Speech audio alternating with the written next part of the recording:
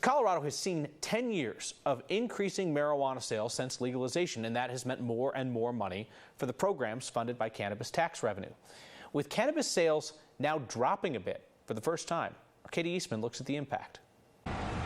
Early in the pandemic, people in Colorado bought more marijuana than they ever had before. Sales in 2020 peaked in July at more than $226 million. But recently, sales have slowed down.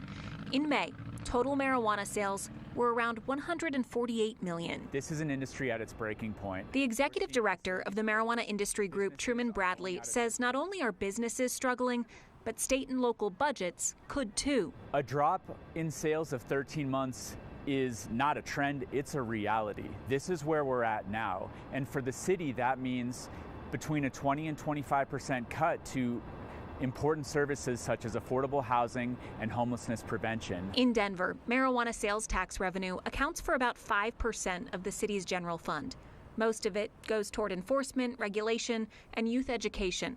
The city's latest data only shows that revenue rising year to year.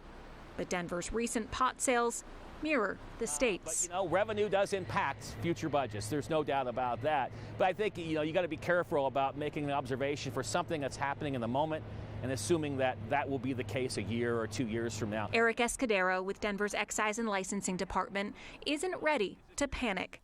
He even expected lower sales after they skyrocketed during the pandemic. We have to be nimble. We have to be flexible. What those budgets may look like in the future, depending on sales, we don't know. The marijuana industry group says they are still seeing the same amount of people coming into stores to buy cannabis, but Kyle, they're just not buying as much as they used to. Inflation. Joe Biden's America.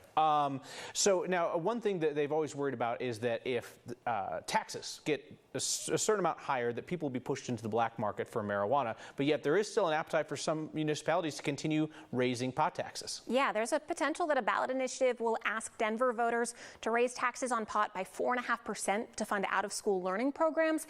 That would bring Denver's tax rate on marijuana above 30%. So the trade association worries that if passed, cannabis sales could decrease even further. 30% is a heck of a sin tax. All right, Kate Eastman, thank you.